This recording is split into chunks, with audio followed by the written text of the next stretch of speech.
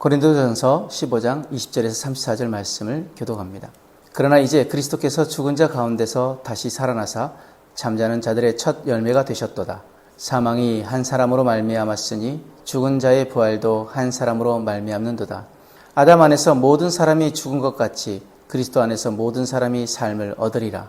그러나 각각 자기 차례대로 되리니 먼저는 첫 열매인 그리스도요, 다음에는 그가 강림하실 때 그리스도께 속한 자요, 그 후에는 마지막이니 그가 모든 통치와 모든 권세와 능력을 멸하시고 나라를 아버지 하나님께 바칠 때라.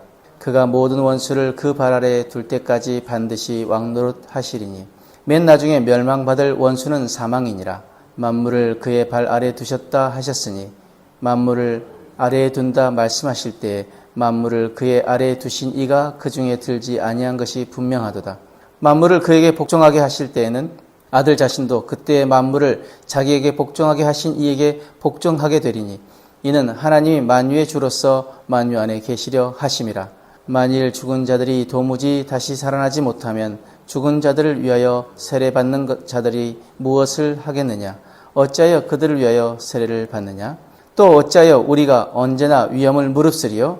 형제들아, 내가 그리스도 예수 우리 주 안에서 가진 바 너희에 대한 나의 자랑을 두고 단언하노니 나는 날마다 죽노라. 내가 사람의 방법으로 에베소에서 맹수와 더불어 싸웠다면 내게 무슨 유익이 있으리요? 죽은 자가 다시 살아나지 못한다면 내일 죽을 터이니 먹고 마시자 하리라. 속지 말라. 악한 동무들은 선한 행실을 더럽히나니 깨어 의를 행하고 죄를 짓지 말라. 하나님을 알지 못하는 자가 있기로 내가 너희를 부끄럽게 하기 위하여 말하노라. 사람은 누구나 죽음을 향해 걸어갑니다. 아무리 부자라도, 아무리 건강해도, 아무리 뛰어난 사람이라도 죽음을 피할 수 없습니다. 그래서 세상 사람들은 종종 이렇게 말합니다. 인생 한 번뿐이니 오늘을 즐기자. 하지만 성경은 전혀 다른 이야기를 들려줍니다. 믿는 자들에게 죽음은 끝이 아닌 것은 예수님께서 죽음을 이기고 부활하셨기 때문입니다. 그리스도의 부활은 단순히 2000년 전에 일어난 역사적 사건이 아닙니다. 그것은 오늘 우리의 삶을 바꾸는 능력이며 내일에 대한 확실한 소망입니다. 오늘 본문에서 바울은 부활신앙을 가진 사람은 어떻게 살아야 하는지를 가르쳐 줍니다. 특별히 바울은 나는 날마다 죽노라고 고백합니다. 부활을 믿는 사람은 날마다 죽는 삶을 살아갑니다. 그렇다면 날마다 죽는 삶은 무엇일까요? 바울은 먼저 20절에 이렇게 선언합니다. 그러나 이제 그리스도께서 죽은 자 가운데서 다시 살아나사 잠자는 자들의 첫 열매가 되셨도다. 구약시대 농부들은 추수철이 되면 가장 먼저 익은 열매를 하나님께 드렸습니다. 그 첫 열매는 앞으로 거둘 풍성한 추수를 보증하는 표였습니다. 예수님의 부활도 마찬가지입니다. 주님은 홀로 부활하신 것이 아닙니다. 우리도 장차 부활할 것을 보여주시는 첫 열매가 되셨습니다. 겨울 끝에 눈을 뚫고 피어나는 꽃을 보면 곧 봄이 올 것을 알 수 있습니다. 꽃 한 송이가 봄의 시작을 알리듯이 예수님의 부활은 우리의 부활의 시작을 알리는 사건입니다. 22절은 이렇게 말씀합니다. 아담 안에서 모든 사람이 죽은 것 같이 그리스도 안에서 모든 사람이 삶을 얻으리라. 아담 안에서는 죽음이 우리의 운명이었습니다. 그러나 그리스도 안에서는 부활이 우리의 미래가 되었습니다. 성도는 죽음으로 끝나는 존재가 아닙니다. 죽음을 통과하여 영광으로 들어가는 존재입니다. 23절에서 28절 말씀에 바울은 부활을 개인의 문제로만 설명하지 않습니다. 그리스도의 부활은 하나님 나라의 최종 승리를 향한 거대한 전쟁의 시작입니다. 25절에서 26절 말씀 보시면 그가 모든 원수를 그 발 아래 둘 때까지 반드시 왕노릇 하시리니 맨 나중에 멸망받을 원수는 사망이니라. 우리 인생을 가장 두렵게 만드는 원수는 죽음입니다. 질병도 무섭고 실패도 아프지만 결국 인간이 이길 수 없는 마지막 적은 죽음입니다. 그런데 하나님은 마지막 원수인 사망마저 멸하실 것이라고 말씀하십니다. 예수님의 부활은 사망이 이미 패배했음을 선언하는 승리의 깃발입니다. 지금도 세상에는 눈물이 있고 고통이 있습니다. 그러나 언젠가 하나님께서 모든 것을 회복하실 것입니다. 죽음도 슬픔도 절망도 사라질 것입니다. 성도는 이 약속을 바라보며 살아가는 사람들입니다. 30절에 32절 말씀에 바울은 자신의 삶을 예로 듭니다. 그는 복음을 전하다가 수없이 그 죽음의 위협을 받았습니다. 감옥에 갇히고 돌에 맞고 굶주리고 핍박을 받았습니다. 그럼에도 그는 포기하지 않았습니다. 왜 그럴 수 있었을까요?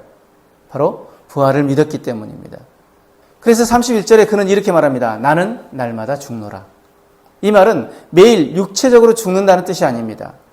자신의 욕심과 안락함을 내려놓고 하나님 나라를 위해 살아간다는 뜻입니다. 부활이 없다면 바울의 삶은 너무 어리석어 보입니다. 그러나 부활이 있기에 그는 오늘의 고난을 기꺼이 감당할 수 있었습니다. 우리도 마찬가지입니다. 부활을 믿는 사람은 손해를 감수할 수 있습니다. 용서하기 어려운 사람을 용서할 수 있습니다. 섬기기 힘든 사람을 섬깁니다. 복음을 위해 희생합니다. 왜냐하면 이 땅이 전부가 아니라는 것을 알기 때문입니다. 우리가 돌아갈 영원한 본향이 있고 그날에 내게 주실 상급을 바라보기에 이 땅에 우리를 묶어두려는 모든 육적인 욕망에 대해 날마다 죽을 때 우리는 아버지 앞에 서는 날 당당하게 고백하게 될 것입니다. 디모데후서 4장 7절 말씀처럼 나는 선한 싸움을 싸우고 나의 달려갈 길을 마치고 믿음을 지켰으니 이렇게 고백했던 바울의 고백을 우리도 드릴 수 있게 될 것입니다. 오늘 말씀을 우리 삶에 어떻게 적용해야 할까요? 첫 번째, 죽음보다 부활을 바라보시길 바랍니다. 우리에게는 질병도 있고 노화도 있고 여러 가지 두려움도 있습니다. 그러나 성도는 죽음을 바라보는 사람이 아니라 부활을 바라보는 사람입니다.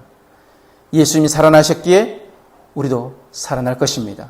이 소망을 붙드시길 바랍니다. 두 번째, 날마다 자신을 십자가에 못 박으시길 바랍니다. 바울이 말한 날마다 죽노라는 삶을 우리는 살아내야 합니다.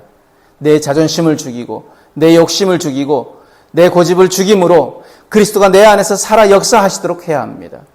부활신앙은 단순한 지식이 아니라 삶의 방식입니다. 마지막으로 거룩함을 포기하지 마시길 바랍니다. 33절 34절 말씀에 바울은 속지 말고 정신을 차려 죄를 짓지 말라고 권면합니다. 부활을 믿는 사람은 죄와 타협할 수 없습니다. 우리는 장차 주님 앞에 설 사람들입니다. 그러므로 오늘도 거룩함을 선택해야 합니다. 부활의 생명이 우리 안에서 역사하실 때 우리는 세상과 다른 삶을 살게 됩니다. 예수님의 부활은 과거의 사건이 아니라 오늘 우리의 삶을 움직이는 능력입니다. 부활을 믿기에 우리는 절망하지 않습니다. 부활을 믿기에 우리는 희생할 수 있습니다. 부활을 믿기에 우리는 죄를 이기고 거룩함을 추구할 수 있습니다. 우리도 바울처럼 고백할 수 있기를 바랍니다. 나는 날마다 죽노라. 날마다 자신을 내려놓고 날마다 주님을 따르며 날마다 부활의 소망 가운데 살아감으로 나를 위해 예비된 의의 면류관을 받을 만한 믿음의 성도들이 되시기를 주님의 이름으로 축복합니다. 기도하겠습니다. 사랑의 하나님, 예수 그리스도의 부활을 통해 우리에게 영원한 소망을 주심을 감사합니다. 죽음보다 부활을 바라보게 하시고 날마다 자신을 부인하며 주님을 따르는 삶을 살게 하여 주옵소서. 죄를 멀리하고 거룩함을 추구하며 부활의 능력으로 살아가는 오늘 하루가 되어지도록 축복하여 주옵소서. 감사하며 예수님의 이름으로 기도드립니다. 아멘.